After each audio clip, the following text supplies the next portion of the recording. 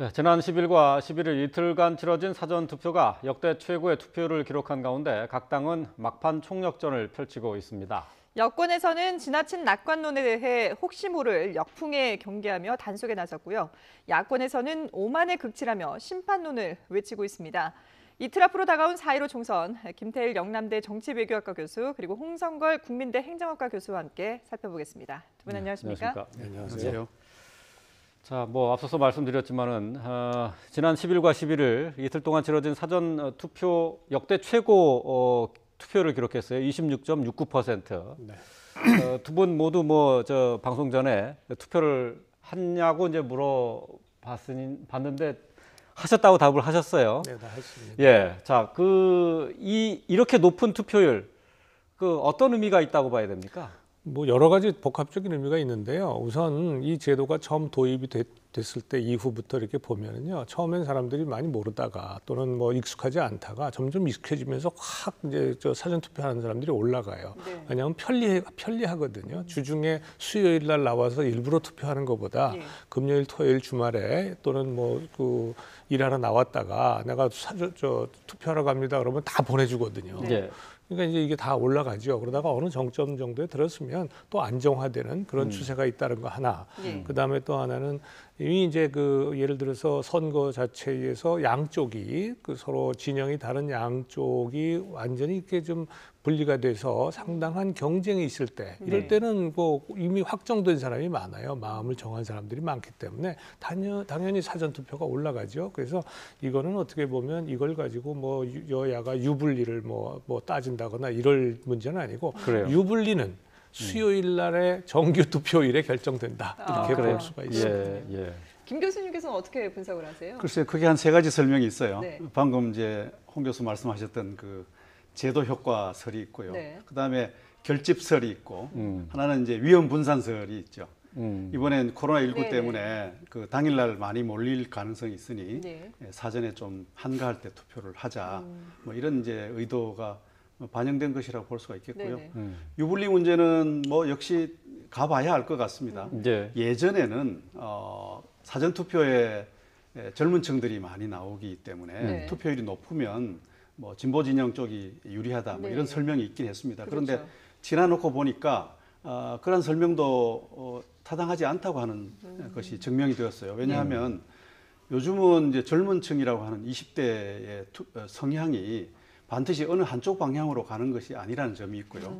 두 번째는 투표율이 높다고 해서 반드시 젊은 층만 나오는 게 아닌 것 같다라고 하는 점입니다. 그런 이유 때문에 사전 투표율이 높다는 것이 어느 진영에게 유불리한 징표로 사용될 수는 없다, 해석될 수는 없다 이렇게 설명을 할 수가 있겠습니다. 예.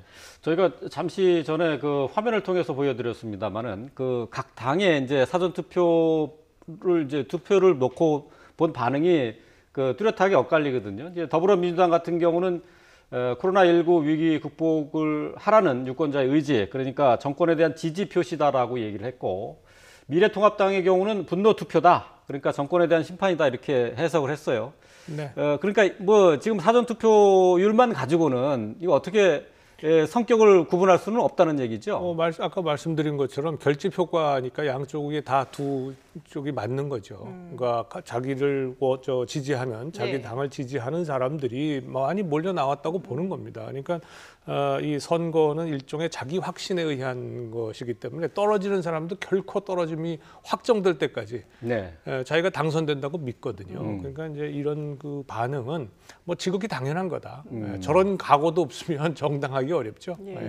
투표율을 보더라도 격전지 투표율이 상당히 높은 걸 보면 아무래도 각 당에서 정말 적극적으로 이제 지지하는 그런 층들이 적극적으로 나와서 사전 투표를 했다 이렇게 봐야 될 것 같긴 한데요. 그렇습니다. 이미 결정된 사람들, 마음의 결정이 되고 각 진영에 딱 포진된 사람들이 스스로 나와서 얼른 지금 투표를 한 거죠. 네. 김 교수님은 특별하게 어떤 성향을 여기서 파악할 수는 없다고 했는데 그래도 추정을 하자면은 어떻게 좀 볼 수 있을까요? 글쎄요, 제가 투표장에 나가 보니까 가늠하기 어려워요. 그래요. 젊은 층도 많이 나왔고요. 예전엔 젊은 층들이 주로 많이 참여를 했는데 이번에는 나이 많으신 분들도 많이 오시는 걸 봤습니다. 아마 코로나19의 어떤 위험 분산설을 좀 작용을 한 것이 아닌가 싶고요. 물론 이제 어느 때보다 좀 선거가 격해지고 있는 것은 사실인 것 같아요. 예. 코로나19 때문에 좀 가라앉았다가 예. 역시 여야가 한 발도 물러설 수 없는 뭐 건곤일척의 어떤 승부 상황이 만들어짐으로써 네네. 지금 조기 결집하는 뭐 그런 양상도 주목할 만한 대목이라고 생각합니다. 그 애초에 근데 코로나19 때문에 이 총선에 대한 이슈가 많이 묻혀서 무관심해지는 사람들이 많아지기 때문에 투표율이 낮아질 것이다 예상을 했는데 이것과는 좀 다른 양상이거든요. 아마 보수 진영이라고 부르는 이 야당 측이요 결집을 하는데 좀 성공을 한 것 같아요. 그러니까 지난번 총선에 패배했죠, 탄핵되었죠, 대선 패배, 그다음에 지방선거 패배 이렇게 연패 행진 속에서 야당 지지자들이 뭔가 좀 이렇게 각오를 다지는 모습이 눈에 띄게 보입니다. 사실은 아주 질이 멸렬했던 그 야당 상황이 황교안 대표가 등장함으로써 반전의 계기를 찾았고, 예. 그다음에 통합을 통해서 뭔가 이제 결집 효과를 노리고요. 그다음에 김종인 대표를 영입함으로써 중도 확장의 어떤 계기를 만들므로써 야당이 뭔가 좀 해볼만하다라고 하는 각오들이 예. 널리 좀 퍼지는 상황이고요. 뭐 거기에서 절대 이 상황을 뺏길 수 없다라고 하는 기존의 여당의 각오들도 또 함께 올라감으로써 이번 선거가 막바지 와서 굉장히 뜨거워지고 있는 것 같습니다. 예. 근데 뭐 여론조사상으로는 글쎄요, 뭐 야당의 결집을 말씀하셨는데 여론조사상으로는 그렇게 그런 느낌을 좀 느낄 수가 없거든요. 그 여론조사는 뭐 정당 지지 같은 경우에는 조금 다른데요. 이 일반적으로 지금 한 500여 명 수준으로 각 지역구에서 조사를 하거든요. 153개 지역구에서. 근데 이렇게 되면 정확도가 굉장히 떨어집니다. 아무리 반복적으로 한다 하더라도 뭐 잘 보셨겠습니다만 심지어 같은 날 같은 회사가 같은 지역구에서 네. 조사한 것도 17%포인트 차이가 난단 말이에요. 예. 그래서 여론조사는 참 특히 총선에서는 좀 어렵다라고 하는 게 하나 있고요. 또 하나는 제가 이 정치평론이라고 소위 뭐 우리 김태일 교수님도 마찬가지입니다. 한 15년에서 20년 가까이 됩니다. 벌써 네. 하다 보니. 그런데 지금까지 선거를 수도 없이 겪으면서 이런 그 자리에서 얘기도 많이 했는데요. 우리 국민이 아주 놀라운 유권자들의 균형 감각이 있어요. 네. 과거에 보면 지금의 여당이 야당이었던 시절도 있었고 또 반대도 있었고 뭐 이렇게 됐을 때 한쪽에서 굉장히 압도적으로 가져갈 때, 예를 들어서 지금 이제 중앙 권력, 지방 권력, 뭐 의회 권력, 우리가 보통 3대 권력을 얘기를 하는데 지금 중앙하고 지방 권력을 지금 민주당이 가지고 있단 말이에요. 근데 이제 만약에 의회 권력을 넘겨주게 되면 이게 견제할 세력이 없어진다라고 하는 것에 대해서 일반 유권자들이 보이지 않는 가운데 사실상 집단 지성으로 굉장히 견제하는 심리가 있어요.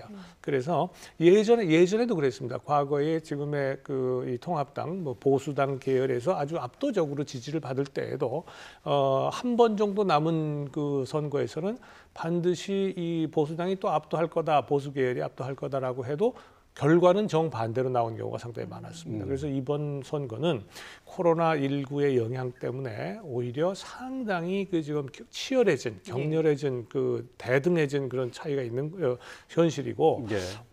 지금 여론조사에 나오는 것만큼 그렇게 압도적일 것 같지는 않다. 여당에. 예. 그렇게 생각합니다. 코로나19가 없었더라면 네. 이 선거는 명백히 정권 심판론, 이제 회고적 평가를 중심으로 네. 진행되었을 것이기 때문에 네. 여당에게 아주 불리했을 겁니다. 그러나 이 코로나19라는 상황, 미증유의 어떤 위기가 닥쳐왔고요. 예. 그런데 이 위기의 성격이 여당이 만들어낸 것이 아니라 그냥 덮쳐온 위기였거든요. 그렇죠. 그런 점에서 회고적 평가보다는 이 위기를 어떻게 해결할 것인가라고 하는 전망적 평가가 작동을 하기 시작했어요. 네. 이건 굉장히 독특한 상황이라고 볼 수 있는데요. 예. 그런 상황들이 현재 여당이 좀 우세한 흐름을 만들어 낸 것이 아닌가 이렇게 볼 수가 있겠습니다. 예, 알겠습니다. 자, 여당이 우세한 흐름일 것이다라고 전망을 해주셨는데 이 유시민 노무현재단 이사장이 유튜브 알릴레오에서 비례의석까지 합쳐서 범진보 180석이 불가능한 게 아니다라면서 범여권의 압승을 호언했습니다. 민주당 내에서는 우려의 발언이, 또 통합당에서는 오만하다는 비난이 일고 있는데요. 여야의 목소리 직접 들어보고 오겠습니다. 누가 국민의 뜻을 안다고 그렇게 함부로 말할 수 있습니까? 늘 심판받는 마음으로 겸손하게 임하고 국민을 두려워해야 합니다. 180석을 얻겠다. 뭐가 되겠다. 국민을 죄인으로 생각하는 자세가 전혀 아니지요. 이러한 무도한 정권 우리가 반드시 막아내야 합니다, 여러분.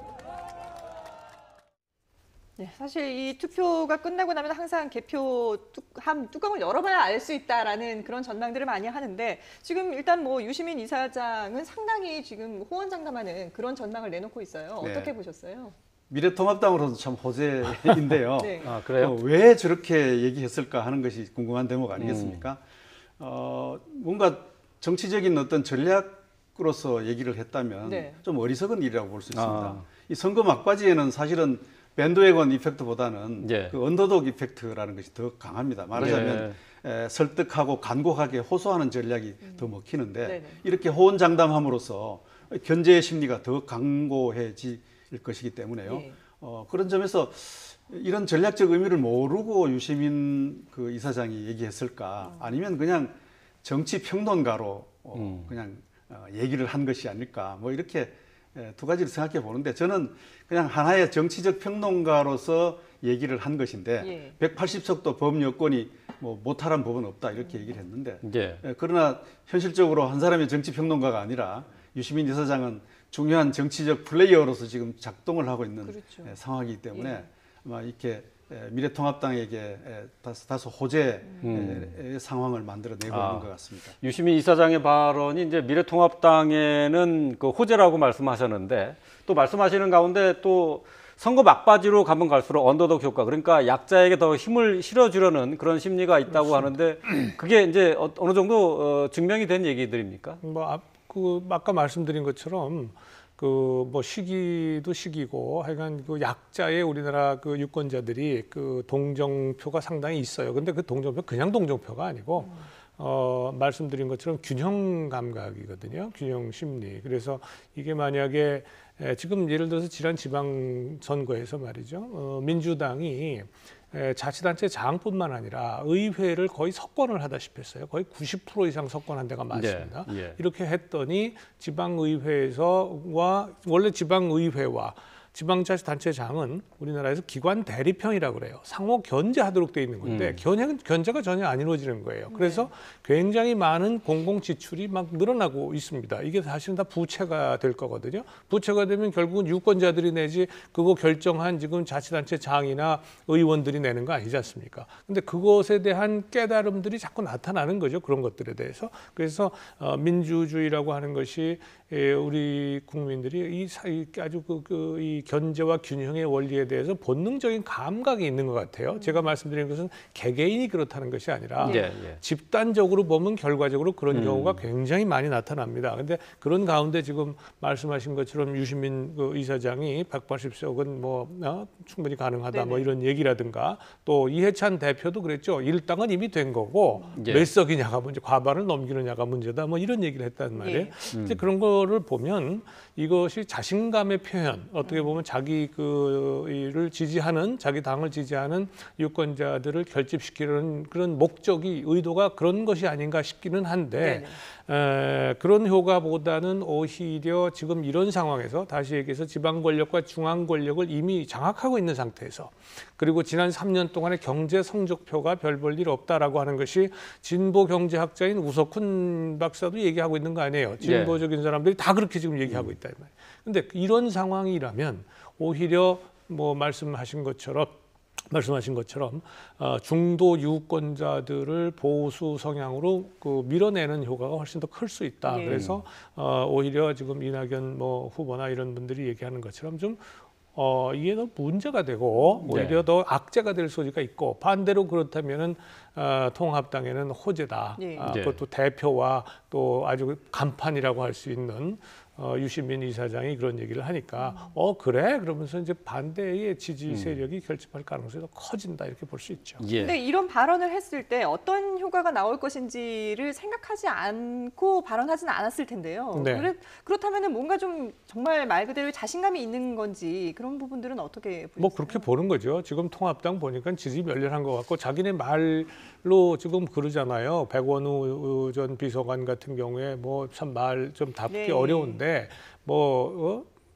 폄훼하는 그런 발언들을 했죠. 얘기해도 예. 돼요?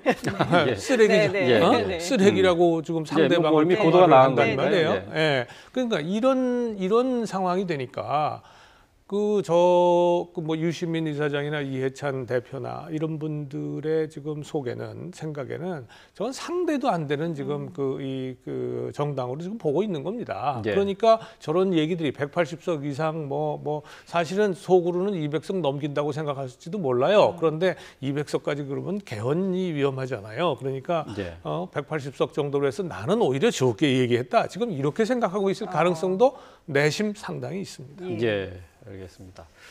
예, 지금 속보가 하나 들어온 게 있어서 전해드리고 대담 이어가도록 하겠습니다. 네. 자, 어제 하루 신규 확진자 수가 25명으로 집계됐습니다. 이로써 국내 총 확진자는 1,537명이 됐습니다. 네, 또 그리고 사망자가 3명이 늘었습니다. 이렇게 해서 지금까지 누적 사망자는 217명으로 늘어났고요. 또 국내 입국자의 특별 검역에서 6명이 추가 확진됐습니다. 그래서 해외에서 들어온 추가 확진자는 382명이 됐습니다. 예. 그리고 격리 해제는 79명이어서 완치자는 모두 7,447명이 됐습니다.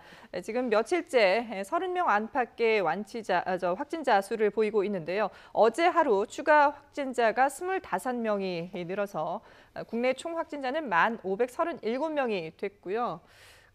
그리고 지금 보면은 해외 유입과 국내 특별 검역 인원이 좀 다른데요. 예. 예, 아까 제가 설명해 드린 내용 가운데 국내 입국자 특별 검역에서 8명이 추가 확진이 돼서 누적 확진자가 382명인데요. 이게 네. 382명이 특별 검역 과정에서 추가 확진된 것입니다. 그러니까 공항에서, 해외에서 네. 유입된 누적 확진자 총계가 아니라는 것을 네네. 말씀드리겠습니다. 각 지역별 인원도 살펴보겠습니다. 서울이 8명이고 경북 4명, 그리고 대구, 경기가 각각 3명, 인천에서 1명이 추가됐습니다. 네, 다시 한번 전해드리겠습니다. 어제 하루 코로나19의 추가 확진자는 모두 25명이 늘었습니다. 이로써 국내 총 확진자가 1,537명이 됐습니다. 사망자는 217명으로 하루 전보다 사망자는 3명이 더 늘었습니다. 자세한 소식은 또 들어오는 대로 전해드리도록 하겠습니다. 예, 저희가 이번 총선과 관련된 내용들을 전해드리고 있는데요. 다시 돌아가서 지금 일단 여나 야나 할 것 없이 지금 선거 막바지에 들어가면은 가장 조심해야 될 것이 막말 아니겠습니까? 자, 조금 전에 저희가 속보를 통해서 전해드렸습니다만은 차명진 의원 같은 경우 이 막말로 인해서 지금 통합당 입장에서는 상당히 곤혹스러운 상황인데 어쨌든 다시 최고위원회 차원에서 제명을 논의하기로 했어요. 통합당으로서는 그 최대 악재가 아닌가 싶어요. 예. 아까 홍 교수께서 백원우 의원 전 예. 의원 얘기하셨지만 차명진 의원도 함께 막말을 이제 내보여서 화제가 되고 있는데요. 네. 이 막말의 정치학이라고 하는 것이 크게 한 두 가지 점을 볼 수가 있어요. 하나는 이게 그냥 그 본인의 성정 탓은 아니라는 거예요. 정치적 전략을 가지고 하는 거라고 볼 수가 있죠. 아, 그래요? 차명진이나 백원우 두 사람이 막말했던 것은 예. 각자 자신의 지지 기반을 자극하려고 하는 그런 이제 정치적 목적을 가지고 있다는 점을 주목해야 합니다. 차명진 후보의 경우는 역시 태극기 부대라고 하는 극단적 우파의 지지를 받고 있고요. 네. 그 지지에 대해서 굉장한 신뢰를 보내고 있습니다.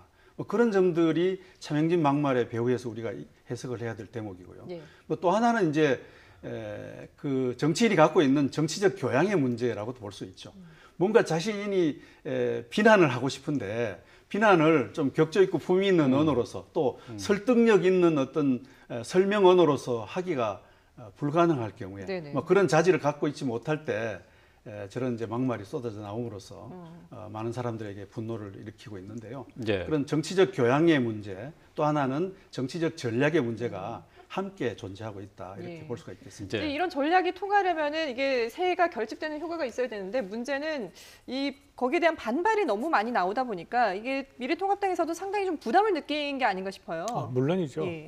우리 김 교수님의 그 설명 두 가지 하나 더 한다면 네. 확신입니다. 확신. 네. 본인 확신, 자기 확신도 있어요. 그래서 차명진 의원 같은 경우에는 본인 확신도 굉장히 강한. 예. 그러니까 정치적 전략으로서는 이거는 본인한테는 모르겠습니다만 정당, 자기 소속 정당에는 이건 결코 있어서는 안 될 막말이란 말이에요. 네. 예, 예. 그 계산해 보면 뻔한 거죠. 수도권, 서울 수도권 특히나 여기에서 출마해놓고 이런 얘기를 하게 될 경우에 이게 그 당에 미치는 부정적 영향이란 것은 우리 그 계산해 보면 금방 알 수 있는 거거든요. 더군다나 차명진 의원이 누굽니까? 차명진 후보로 통일을 하죠. 네, 예. 네. 차명진 후보가 네네. 서울대 정치외교학과 나왔어요. 예. 네. 그러니 그걸 모를 리가 없습니다. 그런데도 이렇게 하는 것은 계산된 발언이다라고 뭐 보시는 거군요. 아니 계산된 발언이 아니라 자기 확신이라는 예, 거죠. 예. 저는 자기 확신이 훨씬 큰 거예요. 그래서 뭐 그야말로 우리 이 젊은 친구들 하는 얘기 있지 않습니까? 죽었다 깨어나도 난 이거다라고 가는 사람이기 때문에 네네. 주변에서 뭐라고 하든지 간에 지금 그렇게 가는 거고요.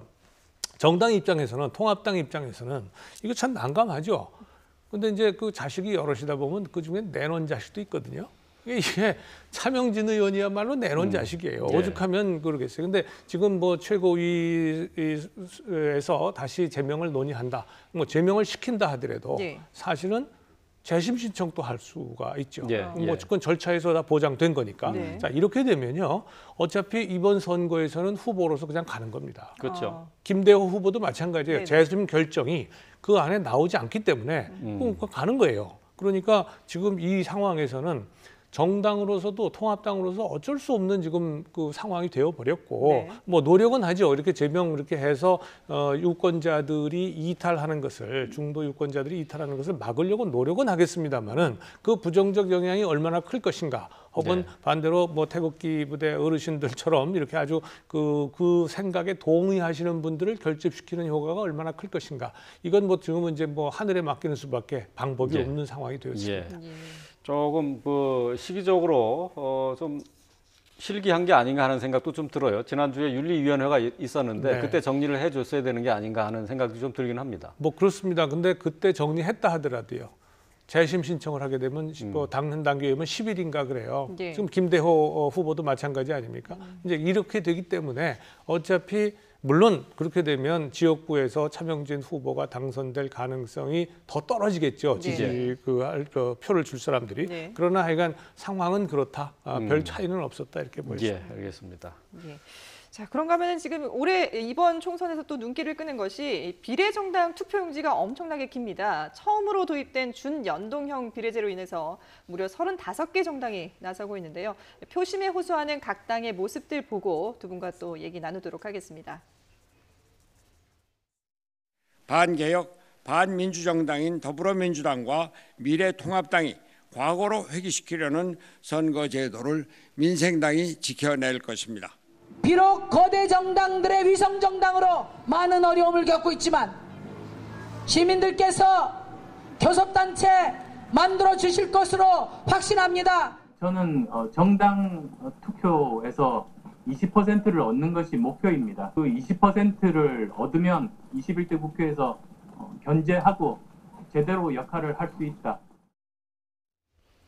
네, 준연동형 비례대표제. 그러니까 뭐 소수 정당들에도 표를 좀 줘서 의석수를 가져갈 수 있도록 하겠다라고 취지는 그렇게 만들어졌는데 막상 지금 지지하는 그 흐름을 보면 그렇지는 않은 것 같아요. 글쎄 말입니다. 이 제도의 취지는 다양한 국민들이 가지고 있는 가치와 이익을 고르게 이제 의정에 반영을 하자라고 네네. 하는 예. 정치적 다양성의 실현에 있었는데 두 가지 점 때문에 실패하고 있는 거죠. 하나는 이것이 준연동형이라고 하는 아주 왜곡된 상태로 이렇게 결말이 났다고 하는 점 하나 네. 하고요. 예. 그다음에 이 제도의 틈을 비집고 들어온 위성정당이라고 하는 그 행태, 네네. 뭐 그 두 가지가 지금 이 제도의 취지를 완전히 망가뜨리고 예. 오히려 20대 국회보다 더 나쁜 상황을 만들 가능성도 있다. 지금 양대 진영으로 갈라지고 오히려 중도 세력들이 약화되고 있는 성향을 보이고 있는데 네. 이런 상태라고 한다면 20대 국회보다 21대 국회는 더 걱정스럽게 전개될 것이라고 저는 짐작을 합니다. 예. 그래서 대단히 우려스러운 마음으로 지켜보고 있고요. 홍 교수와 뭐 이 연동형 비례대표제 가지고 찬반 토론을 많이 했습니다만 예. 지금 와서는 제가 할 말이 없게 되었습니다만 예. 어쨌든 지금 상황이라도 역시 중도 정당, 중도 세력의 필요성이 아주 간절히 요구되는 시점입니다. 그렇지 않으면 21대 국회는 더 망한 국회가 될 것이다. 라는 예. 점 때문에 그렇습니다. 어쨌든 뭐 민생당과 정의당, 국민의당 모두 이 군소 정당들이 최소한 10석 이상은 확보하겠다는 목표를 갖고 있는데 말이죠. 이번 선거에서 어느 정도 확보할 수 있을까요? 그 예상은 참 쉽지는 않습니다. 얼마나 몇 퍼센트나 얻느냐 정당 투표에서 그것이 결정을 하겠지만 우선 이걸 생각을 해보셔야 돼요. 지금 거의 50cm에 가까운 그 투표 용지가 네. 왜 나왔느냐? 이거는 위성정당 때문이 아니에요. 이 준연동형 비례대표제라고 하는 것에 문제가 그만큼 있다는 얘기입니다. 그러니까 정당들이 우후죽순처럼 만들어져서 가만히 보니까 지역구에 한 명도 안 내도 누구든 정당 정당 투표만 가지고 의석을 확보할 가능성이 생긴 겁니다. 네. 그렇죠. 그래서 애초부터 이걸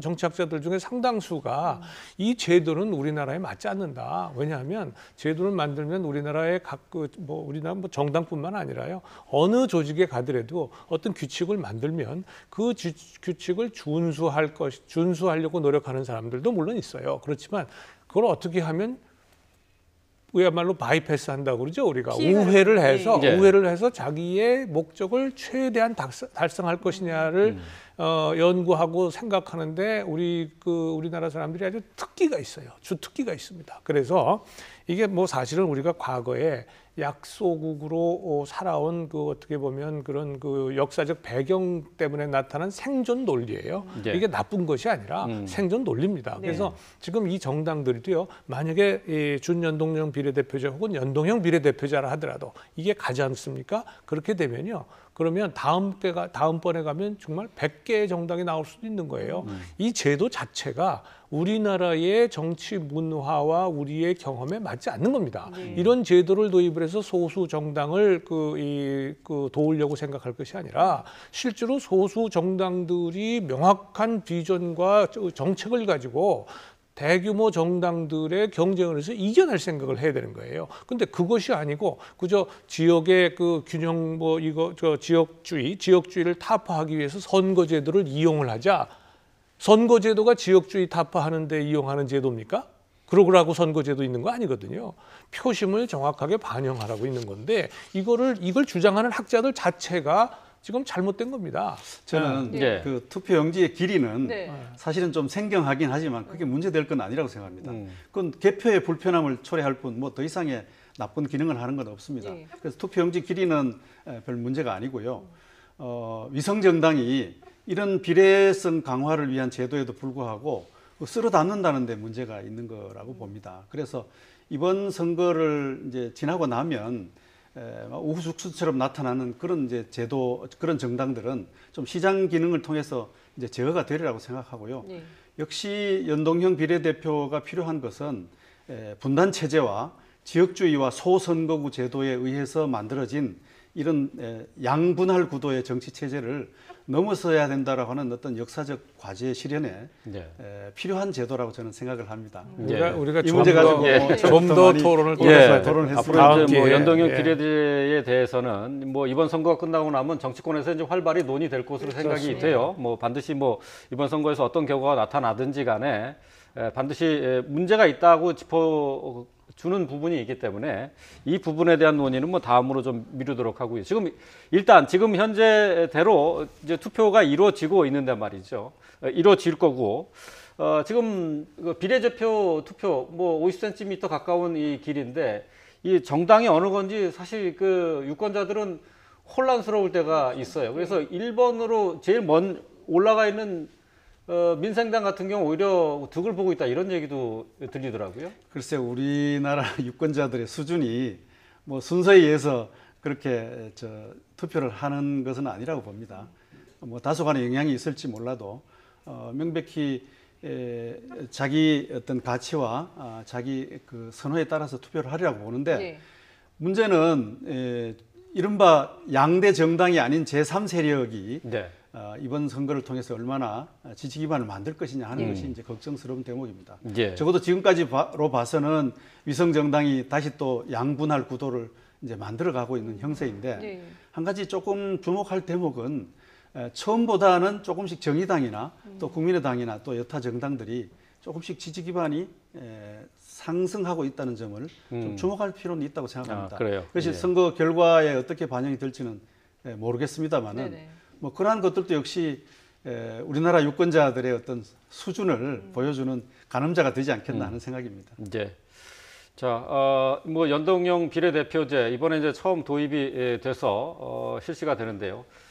비례대표 투표와 관련해서 지금 이제 열린민주당과 시민당 간의 관계가 지금 미묘한 상태예요.